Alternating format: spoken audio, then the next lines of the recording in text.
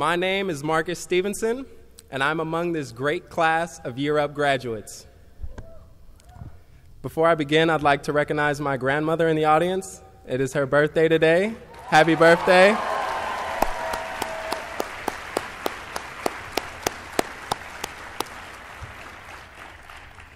It looks like the struggle, all of the hard work, and every single long night has finally paid off. Now today, I'd like to share with you my turning point in my personal journey through this Year Up program. Now I was about halfway through my time in my learning and development phase of Year Up when I went to a networking event as part of Dreamforce, huge event that Salesforce puts together annually. And as you can imagine, it was overwhelming, given the fact that it was my first networking event. I met so many great people that day. The most notable of which was a man by the name of Tony Profit. We hit it off immediately. I remember Tony telling me stories about his old basketball days and even name-dropping Magic Johnson, and you could say he had my attention.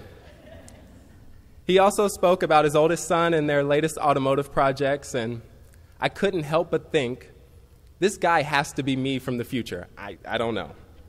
Now, I might not know Magic Johnson, but you can ask my mother right there. Basketball does run through my veins. And project cars are the coolest kind of cars there are.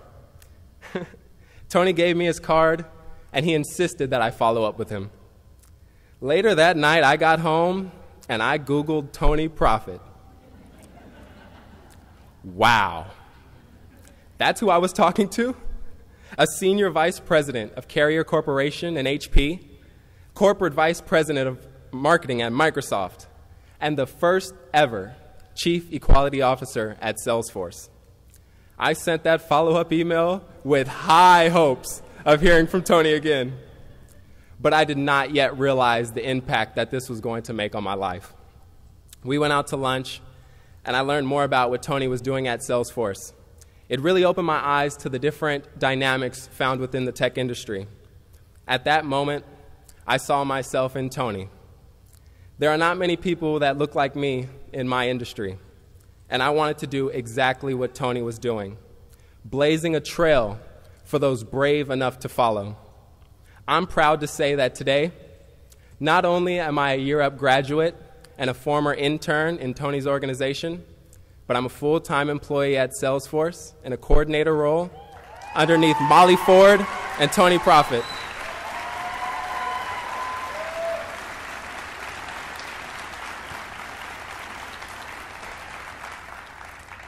Now, working with Tony and this awesome team the past 6 months, I've seen myself grow so much professionally, but more importantly, they have witnessed and they have helped me grow personally. So it is my honor today to introduce to the stage the first ever Chief Equality Officer at Salesforce, Mr. Tony Profit. So, I have a little secret for Marcus. When we first met, and from that point, he didn't really know who was selling to whom. Because when I first met Marcus, I said to myself within the first 10 minutes, I'm going to hire this person. And from that point on, he didn't really actually know that I was selling to him. He wasn't selling to me. Right? And so I'm thrilled to have Marcus as part of our team and our organization, and that's just the tip of the iceberg in terms of the Year Up talent that's come to be a part of the Salesforce family. So first, I'd just like to acknowledge and welcome the Year Up family.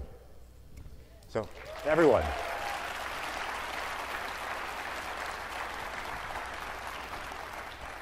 You know, and this is truly, truly a family.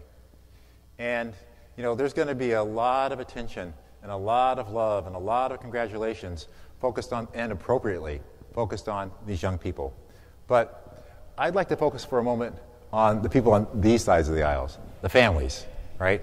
Because I know every young person that's sitting here, to a person, is there because there's one person here in this room, in their family, their extended family, that might include the Year Up team, that made a difference, that encouraged them, that lifted them up, that told them they could be something great, that believed in them. And that little spark, that moment of believing them believing in you is that turning point. And so I'd just like to acknowledge and congratulate the families that are here represented in the room.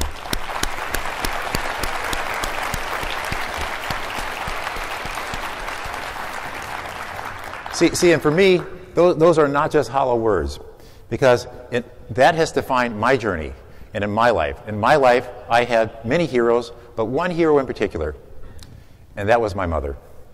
And so my mother was raised by a single parent in segregated rural Oklahoma, in the 1940s, 1950s.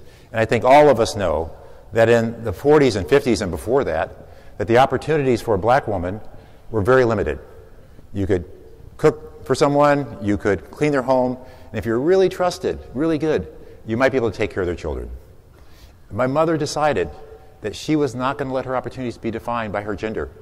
She was not going to let her opportunities be defined by her race. And so she embarked on a path, and she went to college, and she became the first in her family to graduate from college in Langston University in Oklahoma in 1951, and went on to become a teacher.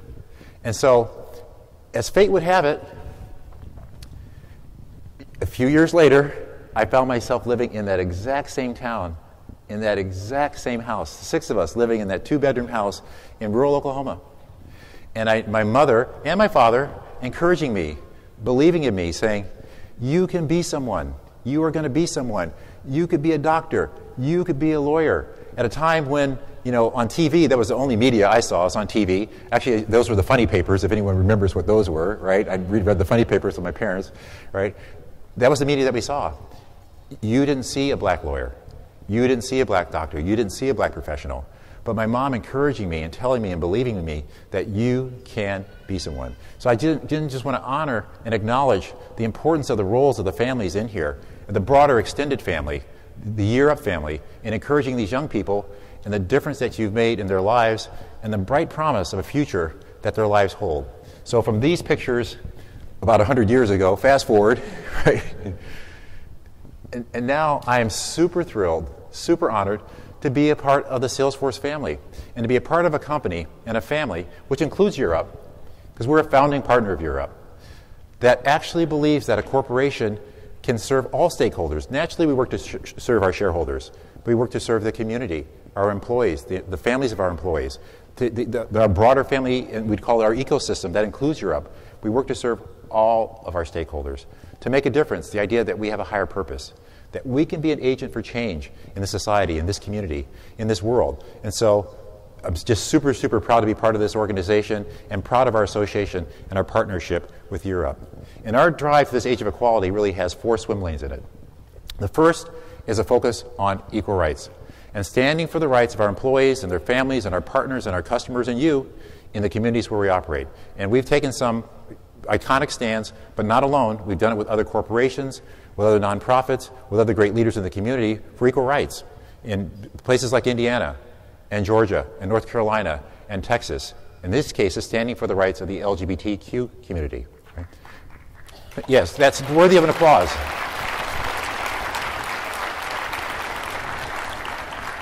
Because you think about where discrimination is most focused today, you think about where people are still trying to maneuver and fix and gerrymander the law to be able to single someone out and discriminate against them and make them less than others, right? And the LGBTQ community is a community today that's facing the brunt of this. And I think we all have an obligation to stand up and stand with our brothers and our sisters and our siblings in this greater family. It's an obligation that we all serve. The company is also standing for equal pay for equal work, and that we can say proudly and plant a flag that everyone in our corporation is paid the same for the same work, regardless of their gender identity.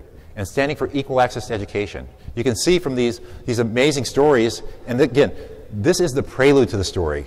These stories are just beginning. If we could fast forward 50 years from now, and we could read the history books of what's going to be accomplished by these young people in the room, it would be mind-blowing what's going to be accomplished. I hope to be here 50 years from now and to read that book or to write that book, because it's going to be incredible. It all comes with an access to great education, which Year Up is an important part of the broader platform of education. And then equal opportunity. Building organizations that are diverse. So the organization represents the broader community. And so that it'd be amazing, like to walk outside this room into any corporation in the Bay Area or in the world, and the corporation looked like this room. That's our objective, in building cultures that are inclusive, where everyone feels seen, everyone feels valued, everyone feels heard, no one feels like they have to leave some fraction of their identity at the door for fear of judgment or discrimination.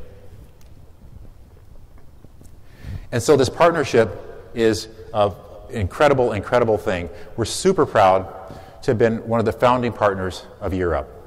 And this year is a special year for us because it is our largest cohort ever.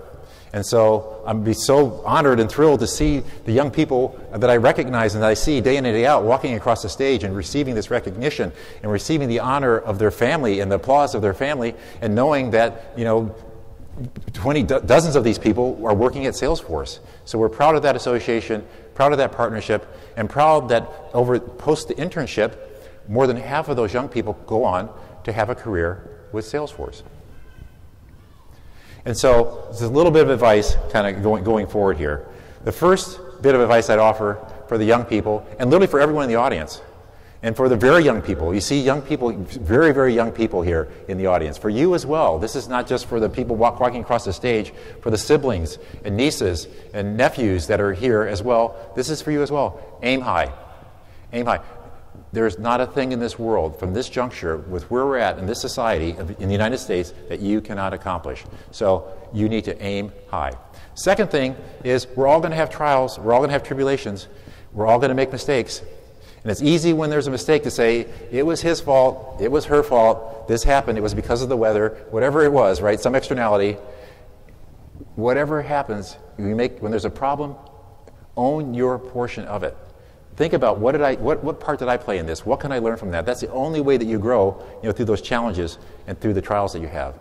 Kind of focus on job one.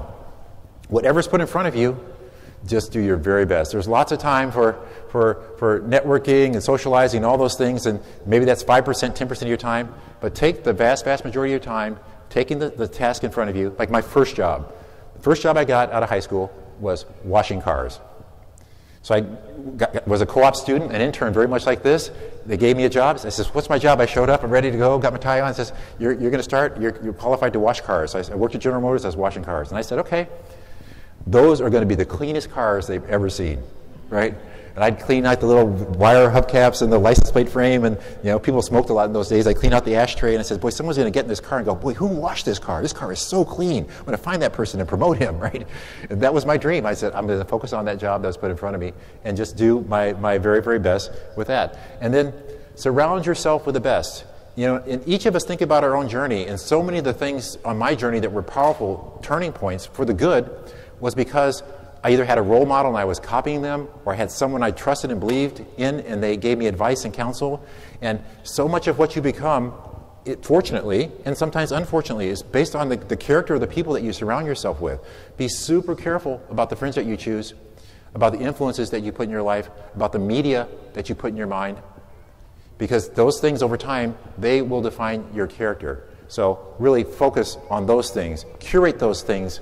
Be super careful about those things, because those things ultimately will become you. That will become your soul. That will become your character. And then finally, and throughout your walk in life, it's impossible to walk through life being an imposter, right? You simply have to be yourself and let other people, just live with the consequences of that, right? And that's one of the things that's core to our culture at Salesforce, the notion of being yourself.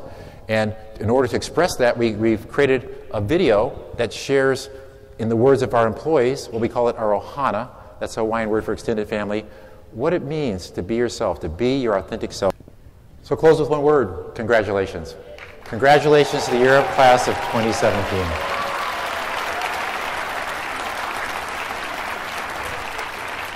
This is an important step, but it's just one step on an amazing journey, and we all can't wait to see the incredible things you're going to accomplish. So congratulations. Well done.